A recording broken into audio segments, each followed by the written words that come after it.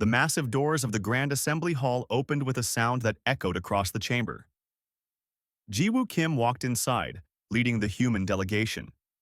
His dark suit looked plain compared to the colorful robes and armor worn by the alien representatives around him. Behind him walked Yuna Park, her military uniform displaying medals earned through 3 years of brutal warfare. The assembly hall was enormous. It could hold 10,000 beings, and today it was full.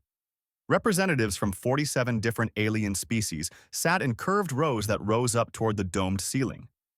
At the center stood a massive holographic display, currently showing maps of the recently liberated territories. Jiwoo had been to many council meetings before, but this one felt different. This was the Peace Summit. After 3 years of war against the Devourers, the galaxy had finally won. Now came the time to divide the spoils and write the treaty that would define the next century of galactic politics. "Ambassador Kim," a voice boomed through the hall. It belonged to Veltrax, the council speaker. He was a Krillian, standing nearly 9 feet tall with silver scales and 4 arms. "Welcome. Please take your position." Jiwoo walked to the human delegation's assigned spot.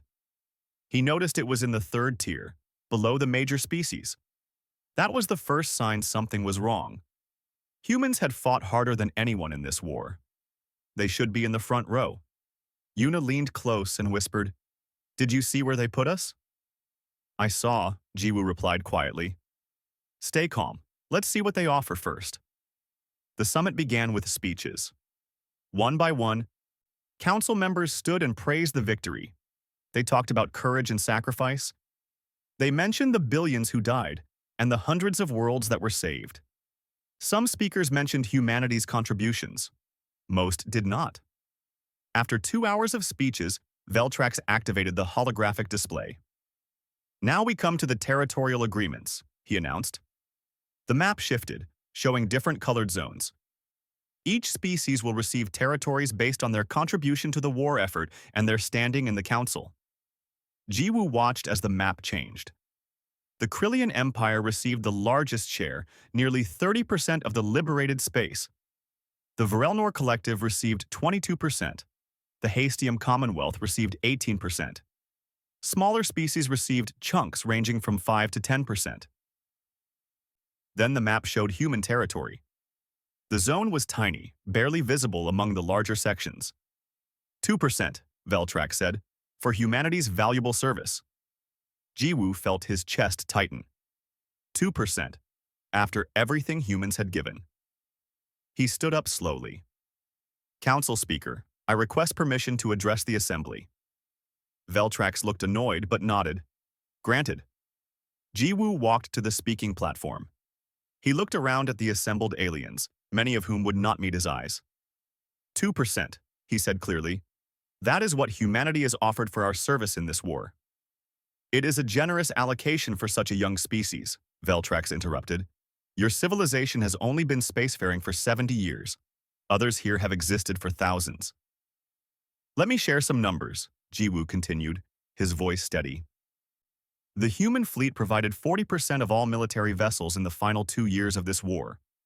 Our medical corps, led by Dr. Sora Bay, created the universal treatment protocols that saved lives across 20 different species. Our tactical innovations, developed by Admiral Do-Yun Lee, turned the tide at the Battle of Krestar." He activated his personal datapad.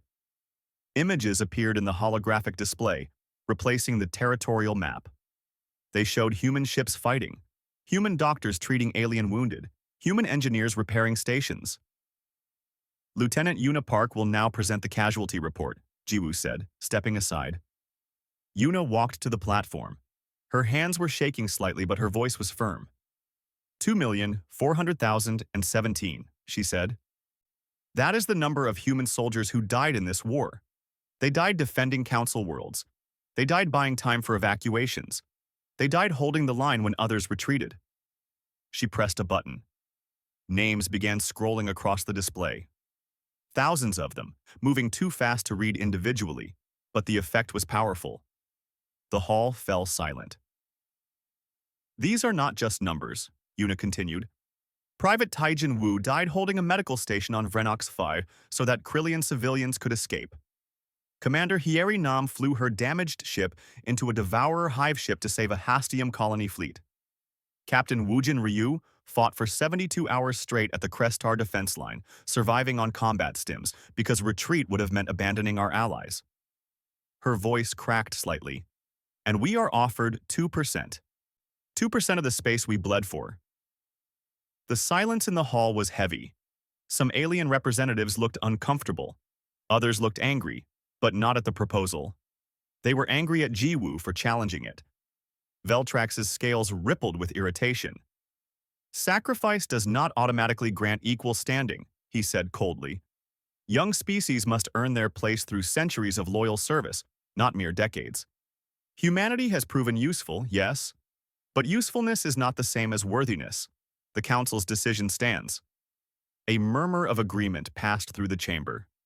The older species nodded. The message was clear. Humans were good soldiers, good workers, but not good enough to be true partners. Jiwoo looked at Yuna. She looked back at him, and he saw the anger in her eyes. Not the hot anger that makes people shout, but the cold anger that makes them dangerous. He turned back to Veltrax. Then I request a 48-hour recess. I need to consult with my government before responding to this offer. Veltrax waved one of his four hands dismissively. Granted. Please use this time to understand the generosity being shown to your species. 2% of these territories contains dozens of habitable worlds. Many younger species would be grateful for such an opportunity. Grateful, Jiwoo repeated quietly. I will convey your words to my government. The human delegation walked out of the assembly hall. No one spoke until they were back on their shuttle, heading toward the human flagship in orbit. Finally, Yuna broke the silence. They used us. Yes, Jiwoo agreed. They think we are stupid. They think we will accept scraps and say thank you. Yes, Yuna looked at him. What are we going to do? Jiwoo pulled out his communication device. I am going to call home, and then we are going to show the council what happens when you mistake patience for weakness. The shuttle docked with the flagship Indomitable. As Jiwoo walked toward the secure communications room, crew members watched him pass. They had heard what happened at the summit. The news had traveled fast. In the comm room, Jiwoo activated the quantum link to Earth. It would take a few minutes to establish the connection across the light years. He used the time to organize his thoughts. The screen flickered to life. President Minho Choi appeared, along with several other faces. Admiral Do-Yoon Lee, stern and gray-haired.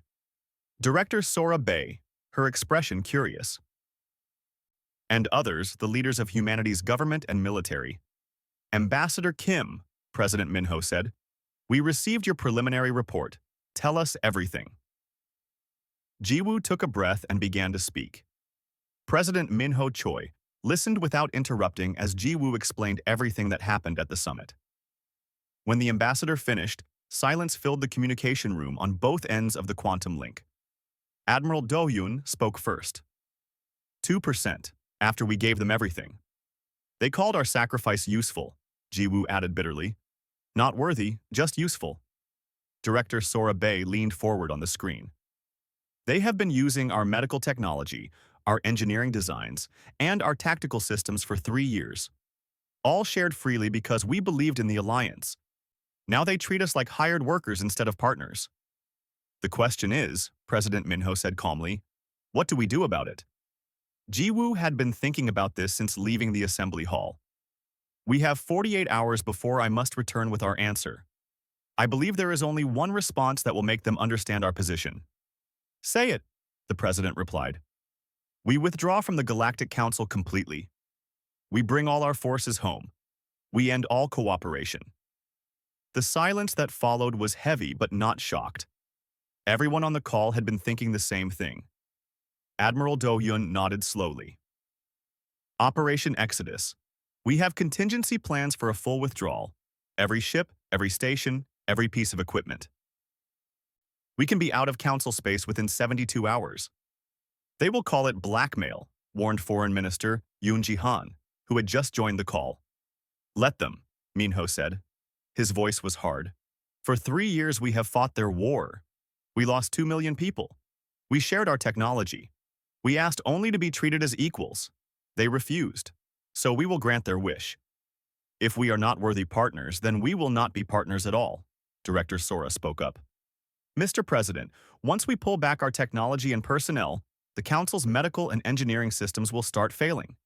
Many of their operations depend on our innovations. People will die.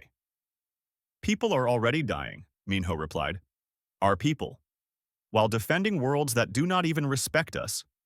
I will not send one more human to die for those who see us as nothing more than useful tools. The decision was made quickly after that. The vote among the assembled government leaders was unanimous. Humanity would withdraw. Admiral Lee, President Minho said, begin Operation Exodus immediately. I want every human asset out of Council space within 3 days. Anything we cannot take, we destroy. Leave nothing they can use. Understood, Mr. President. Director Bay, seal all our technical databases. Change all access codes. If they want our technology, they can develop it themselves over the next few centuries. It will be done. Ambassador Kim, return to the summit tomorrow. Inform the Council of our decision. Be polite but firm. This is not a negotiation. Yes, Mr. President. The call ended. Jiwoo sat alone in the comm room for a moment, processing what was about to happen. Humanity was about to walk away from the galactic community. It was a huge risk, but staying and accepting insults was worse.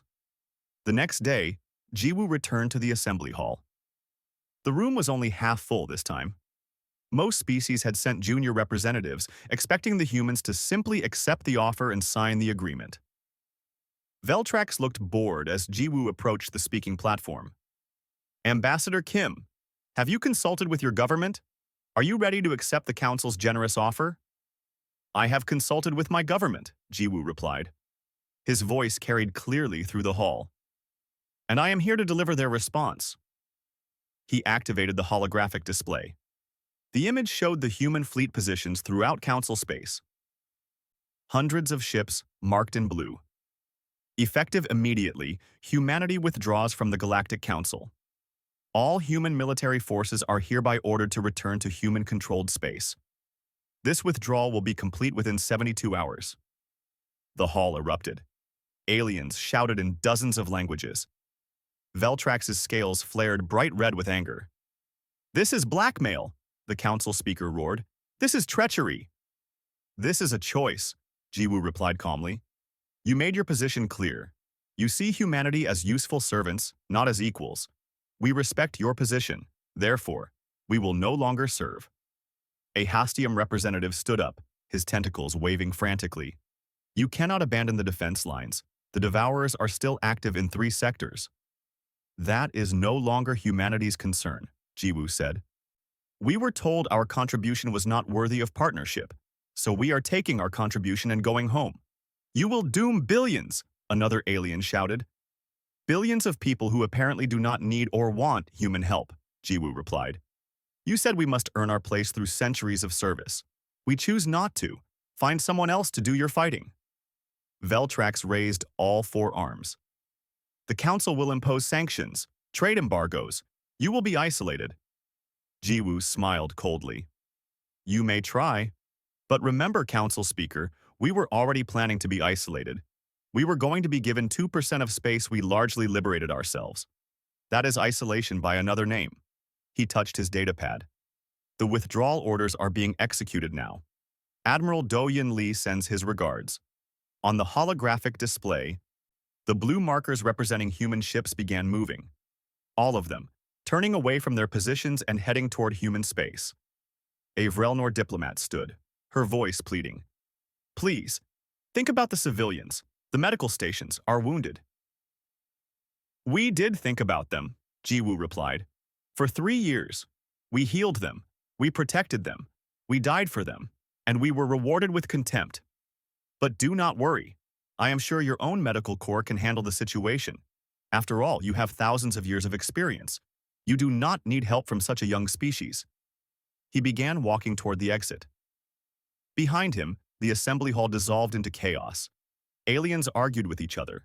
Some called for compromises. Others demanded that humanity be punished.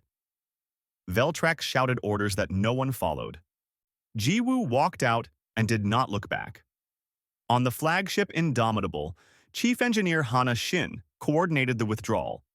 She had 300 stations and outposts to evacuate or demolish. It was complex work, but humans were good at complex work. Team 7, this is Hana. Begin dismantling the medical station at Vrelnox 5. Take all equipment, wipe all computers, leave nothing functional. Team 7 confirms, beginning demolition. Team 12, status on the supply depot at Cressitar? Almost finished, Chief. We have removed all weapons, ammunition, and spare parts. Charges are set. We will detonate when we reach minimum safe distance. Good work. Stay on schedule. The operation proceeded smoothly. Humans were excellent at following plans, and this plan had been prepared years ago, just in case. No one had really expected to use it. But here they were. Admiral Do-Yun watched from the bridge of his flagship. Status reports came in every few minutes. Ships reporting successful departures. Stations reporting complete evacuations. Everything was running perfectly. Admiral, his communications officer said, "We are receiving hundreds of messages from Council species. Some are threats, most are pleading for us to reconsider." "Ignore them all," Do-Yun replied. "Our orders are clear. We are going home." Within 48 hours, 90% of human forces had withdrawn. The remaining 10% were in the process of evacuating the furthest outposts. By the end of the third day, the last human ship crossed back into human-controlled space. The withdrawal was complete. Humanity had left the galactic community. On Earth, President Minho addressed the public. "My fellow humans," he said, "today we made a choice. We chose dignity over desperation. We chose self-respect over scraps. The galaxy may see this as abandonment. I see it as standing up. We offered partnership. They offered insults. So we offer nothing. Let them learn what the galaxy looks like without humanity."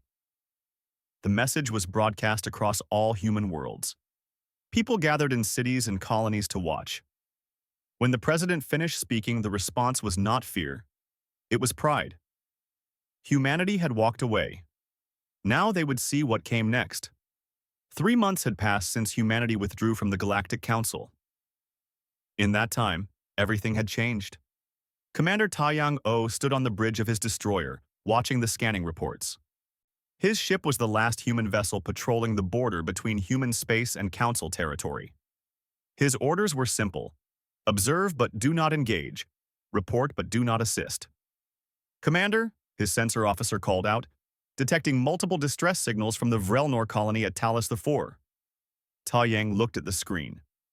The colony was under attack by Devourer forces. He could see the data clearly. 3 Devourer hive ships against a minimal defense force. The colony would fall within hours. "They are requesting emergency assistance," the officer continued. "All available ships." "Mark it in the log," Taeyang said quietly. "But we do not respond. Our orders are clear." "Sir, there are 20 million civilians on that colony." "I know." Taeyang's voice was heavy. "But those civilians belong to a government that told us we were not worthy partners. We offered our help freely before. They rejected it. Now they must solve their own problems." He watched as the destroyer moved away from the border, continuing its patrol route.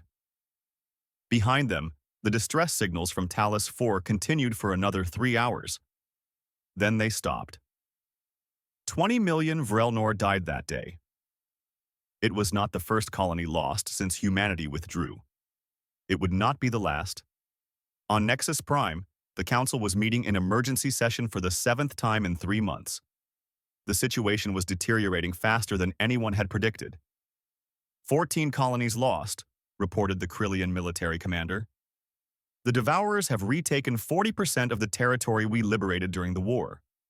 Our forces cannot hold the defense lines. "Why not?"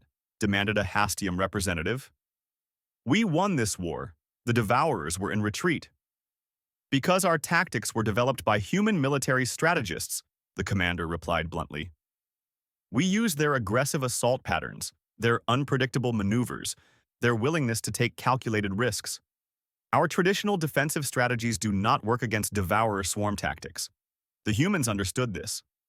We did not learn their methods well enough before they left. Veltrax, still serving as council speaker, despite growing opposition to his leadership, slammed a fist on his podium. Then adapt. You have had 3 months. We are trying, Speaker, but adaptation takes time. The Devourers are not waiting for us to learn. A Vrelnor medical officer stood next. She looked exhausted. The military situation is only part of our crisis.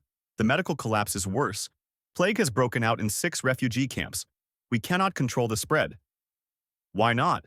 Another council member asked. Because the universal treatment protocols were developed by Dr. Sora Bay and her human medical teams. We used those protocols for 3 years, but we did not fully understand the underlying science. Our doctors are trained in species-specific medicine. The humans developed cross-species treatments that worked for everyone. Without them, our casualty rates have tripled. She activated a display showing medical statistics. The numbers were horrifying. Additionally, many of our medical supplies came from human production facilities. Those facilities are no longer available. We are running out of basic medicines. What about the stockpiles? Someone asked. Gone. Consumed in the first month. We thought human supply chains could be easily replaced. We were wrong. A Hastium engineer reported next. The infrastructure problems are equally severe. 70% of our shield generators were designed or maintained by human engineers. Many are failing now. Power systems are operating at reduced capacity. Station life support is becoming unreliable. We have our own engineers, Veltrax protested. Yes, Speaker, but human engineering is different. They build redundant systems, multiple backup protocols, adaptive repair mechanisms. Our engineering is excellent, but it follows more rigid patterns. We are discovering that many critical systems depended on human-designed components that we cannot easily replicate. The reports continued for hours. Each one painted a worse picture than the last. The council was collapsing without human support. Finally, a junior Krillian diplomat named Kessitral stood. He was young by council standards, only 200 years old. Perhaps, he said carefully, we should admit that we made a mistake. The room fell silent. No one had dared to say it so directly. The humans contributed more than we acknowledged, Kessitral continued. They were not just useful, they were essential. And we insulted them. We treated them as servants instead of partners. Now we are paying the price for our arrogance. Veltrax's scales turned dark red. You suggest we beg them to return? We grovel before these children? I suggest we act like adults and admit when we are wrong, Kessitral replied. Pride is a luxury. We can no longer afford it. Murmurs spread through the chamber. Some agreed with Kessitral. Others were outraged. But everyone knew he was right. The council needed humanity more than anyone had realized. Meanwhile, in human space, the contrast was striking. While council territory burned, human colonies thrived. Director Sora Bay worked in her laboratory on Earth, developing new technologies without the restrictions of council technology sharing agreements that had always been one-sided anyway. In 3 months, she had made breakthroughs that would have taken years under council oversight. The quantum relay network is operational, she reported to President Minho. Communication across human space is now instantaneous. The council has nothing like this. Excellent, Minho replied. What about the defense grid? The new shield technology is ready for deployment. Our worlds will be much better protected than before. I estimate our defensive capabilities have improved by 60% since we stopped sharing research with the Council. Admiral Do-Yun was equally pleased with military developments. The fleet modernization is ahead of schedule, he told the President. New ship classes are entering production. We have also developed several new weapon systems. The Council has no idea what we are capable of now. Are we ready if they try to force us back into the Alliance? Minho asked. More than ready, Mr. President. Any species that attacks us will regret it. Foreign Minister Yoonji Han had a different kind of report.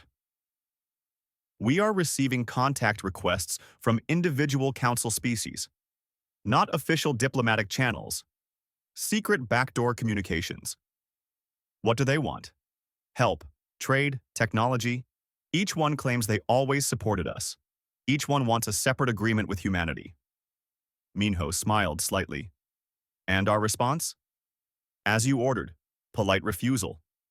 We remind them that they are council members, and the council made its position on humanity very clear. Good. Let them understand what it means to be on the outside. Intelligence Officer Narration presented the most interesting information. Our agents report that the council is fracturing. 3 species are considering leaving the council entirely to seek independent agreements with us. Veltrax's authority is crumbling. There is talk of a no-confidence vote. How long until the council collapses completely? Minho asked. Difficult to say, Mr. President, but at the current rate, perhaps 6 more months.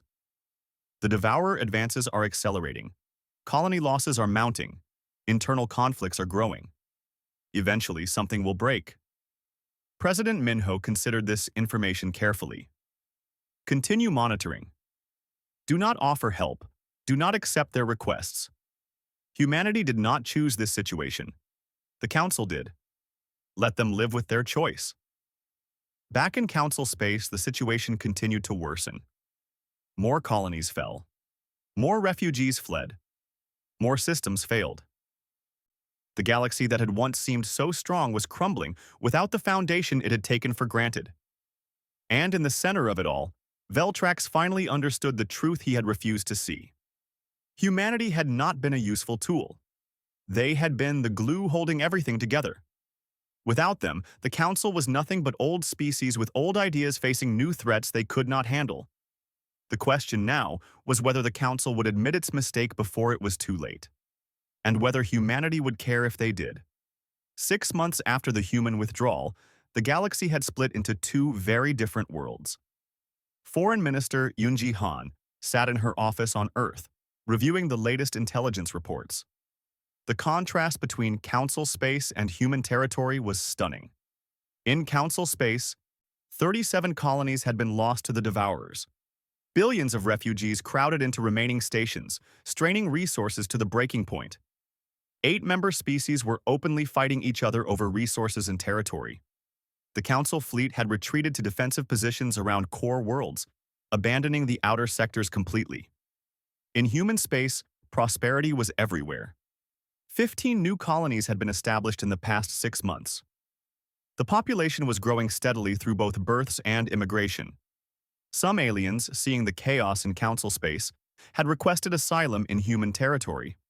Most requests were denied, but a few exceptional cases were accepted. The economy was booming. Without the requirement to share technology and resources with the Council, human industries had exploded in growth. New factories, new research facilities, new trade routes between human worlds. Everything was expanding. Yunji's assistant knocked on the door. Minister, you have another unofficial contact request, this time from a Krillian ambassador named Kesistral. Another one, Yunji sighed. That makes 347 contact requests in 6 months. What does this one want? He says it is different. He claims to represent a coalition that wants to remove Veltrax from power and negotiate seriously with humanity. Yunji raised an eyebrow. That is different. Send him in. Kesistral entered quietly. He was tall, like all Krillians, but his scales were a humble gray instead of the bright colors usually worn by Council diplomats. He bowed respectfully. Minister Han, thank you for seeing me. Speak quickly, Yunji said. I have many things to do, and most involve helping my people rather than yours. I understand your anger, Kesistral replied. I was at the summit 6 months ago. I heard how Speaker Veltrax insulted your species. I voted against the territorial proposal, but my voice was not enough to change the outcome. And now you want something, Yunji stated flatly. No, now I want to tell you the truth. Kesistral pulled out a data device. This contains classified Council documents, reports that Veltrax suppressed about human contributions to the war. He knew exactly how much humanity had done. He knew you deserved equal partnership, but he feared what human advancement meant for Krillian dominance. Yunji took the device and scanned through its contents. Her expression grew darker as she read. He lied to the entire council. The casualty numbers, the tactical innovations, the technology developments, all of it was reported accurately, but he buried the reports. Yes, Kessetral confirmed. Many council members genuinely did not know how much humanity had contributed. Veltrax made sure of that.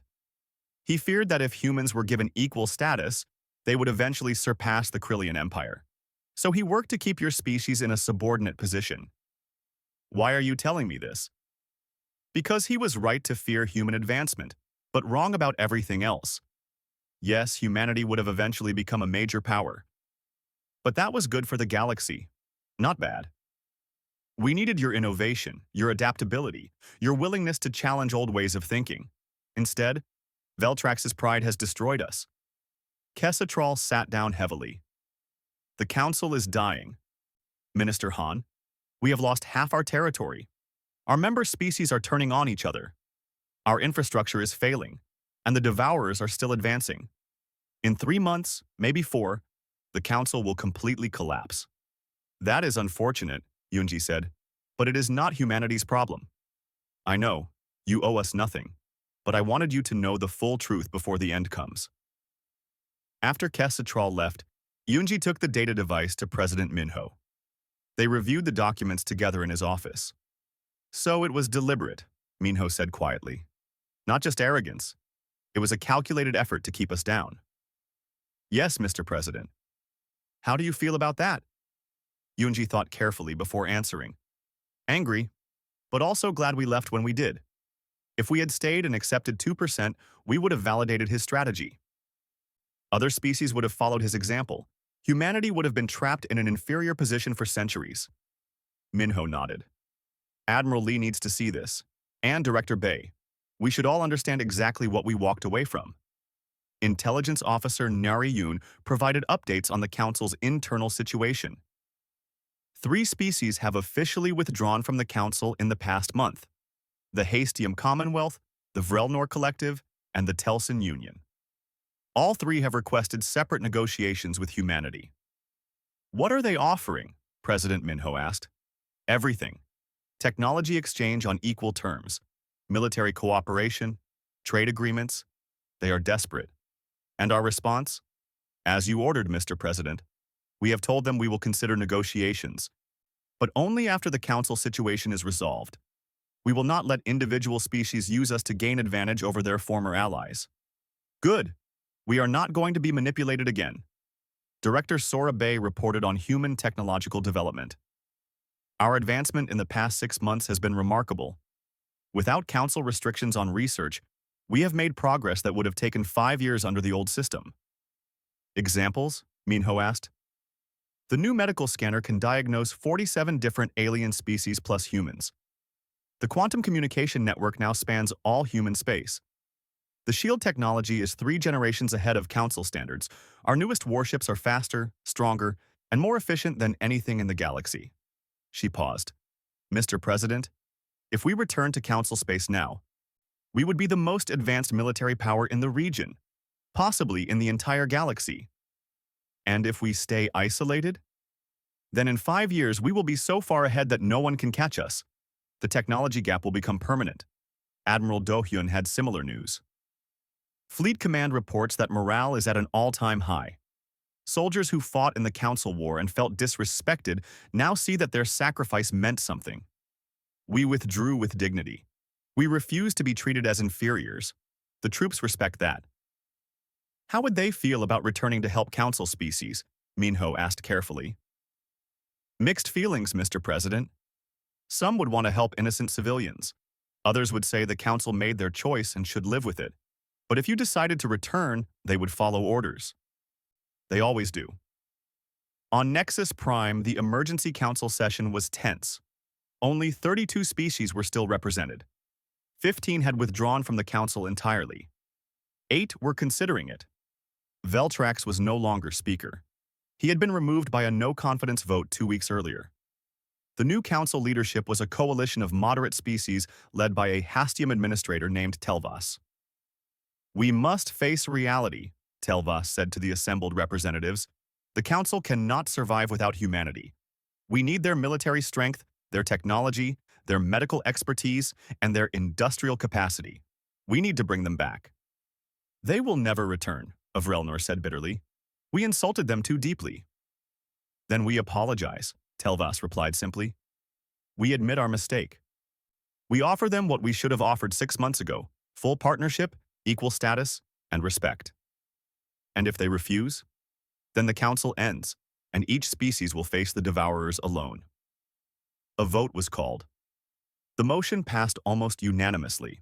The Council would formally apologize to humanity and request their return. Who will deliver the message? Someone asked. All of us, Telvas said. This is too important for a single ambassador. We will go to Earth ourselves, the entire Council leadership, and we will ask humanity to give us a second chance. The preparations began immediately. A delegation of Council leaders would travel to Earth to present formal apologies and new treaty terms. On Earth, President Minho received word of the coming delegation. He called together his advisors, Yunji, Doyun, Sora, Nari, and Jiwoo. They are coming to apologize, he told them. What should we do? We should listen, Jiwoo said carefully, but we should not accept whatever they offer. This is our chance to reshape galactic politics permanently. We must think carefully about what we want. Agreed, Minho replied. So let us discuss this. If humanity returns to the galaxy, it will be on our terms. Now let us decide what those terms should be. 1 year after humanity withdrew from the Galactic Council, Ambassador Jiwoo Kim walked through the rebuilt assembly hall on Nexus Prime. Much had changed in 12 months. The grand chamber that once held 10,000 beings now barely contained 3,000. Many species had left the Council.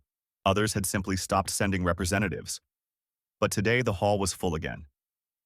Not with the old Council members, but with humanity's delegation. President Minho Choi himself had come to Earth's former enemies. With him came Admiral Do-Hyun Lee, Director Sora Bay, and dozens of other officials. This was not a simple diplomatic mission. This was a moment that would reshape the galaxy. The new Council leadership waited respectfully. Telvas, the Hastium administrator who now led the Council, stood at the center. Beside him were representatives from every remaining member species. Even Veltrax was there, though he stood in the back, his scales a dull gray of shame. President Choi, Telvas said, bowing deeply. On behalf of the Galactic Council, I welcome you. Thank you for agreeing to meet with us. I came to listen, Minho replied neutrally. Not to promise anything. That is fair. Telvas activated a holographic display. Let me show you what has happened since your departure. The display showed the grim statistics.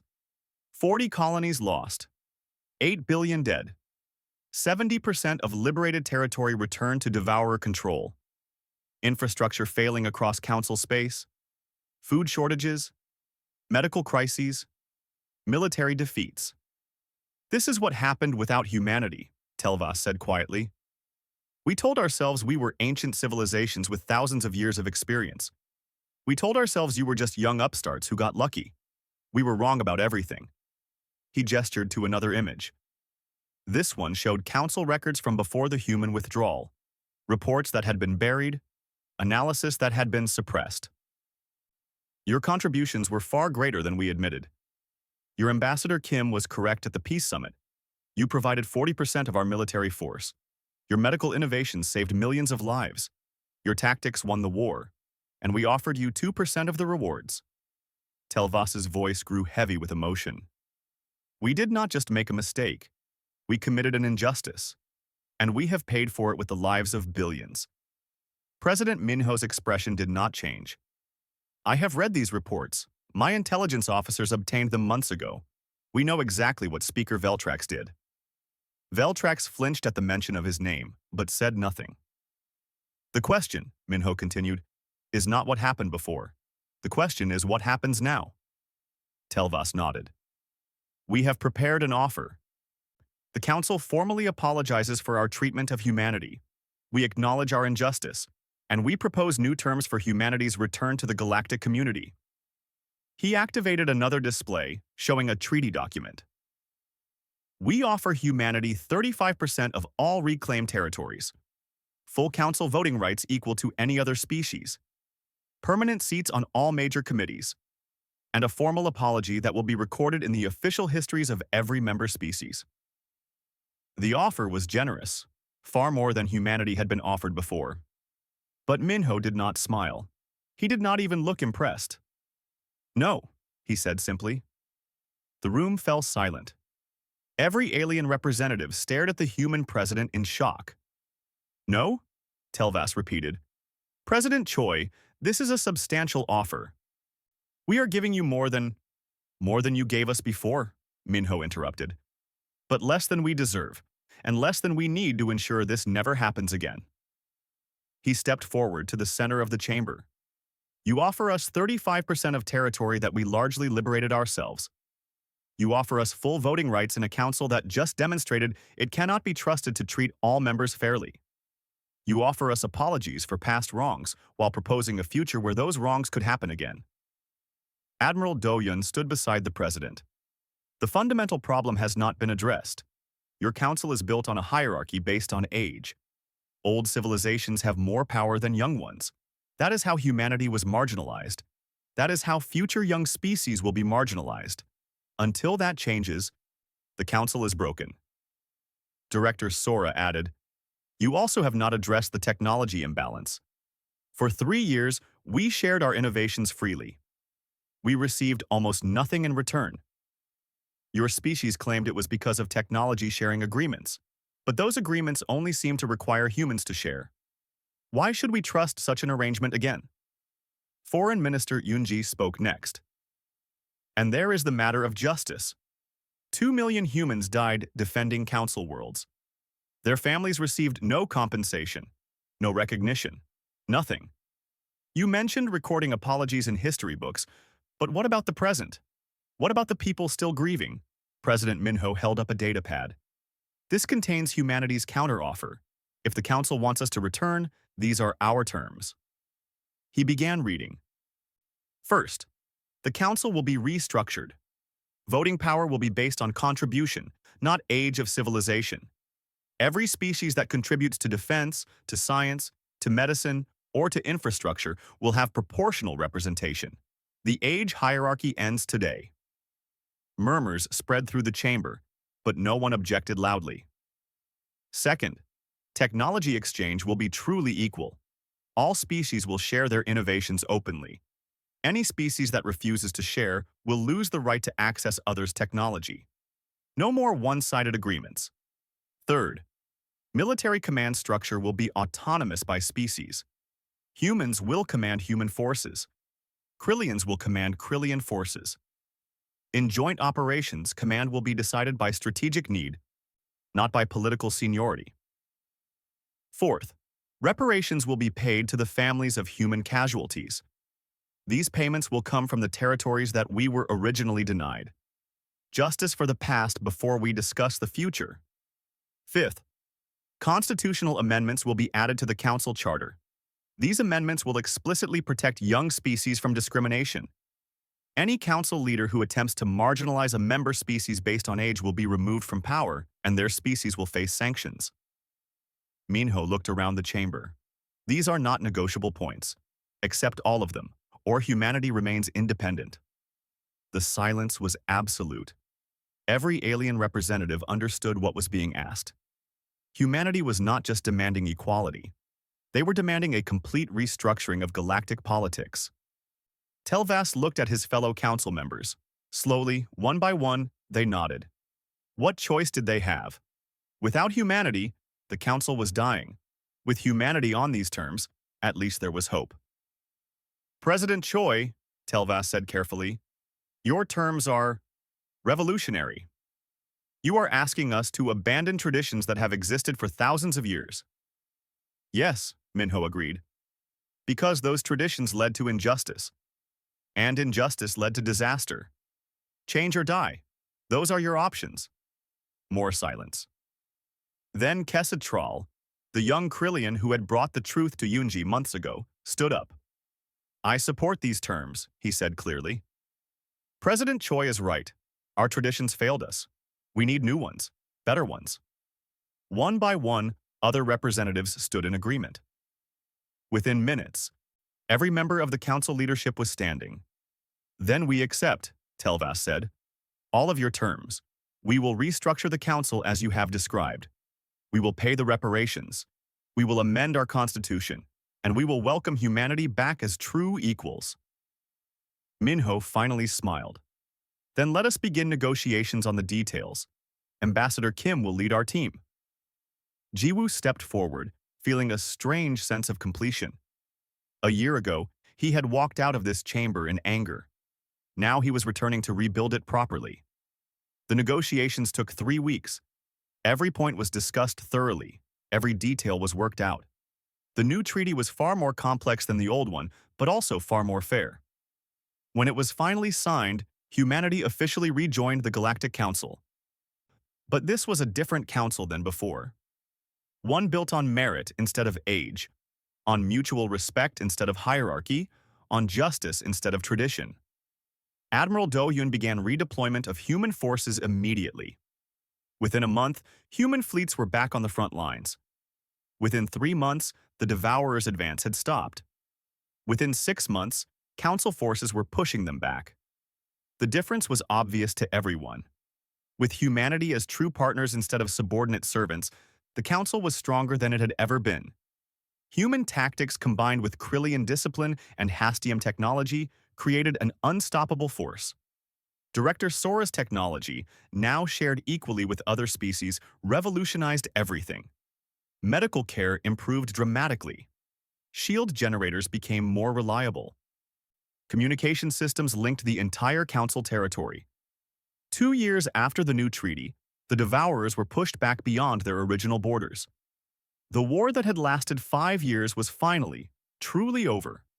5 years after that, the Galactic Council had expanded to 72 member species. New civilizations joined eagerly, attracted by the Council's fair treatment of all members.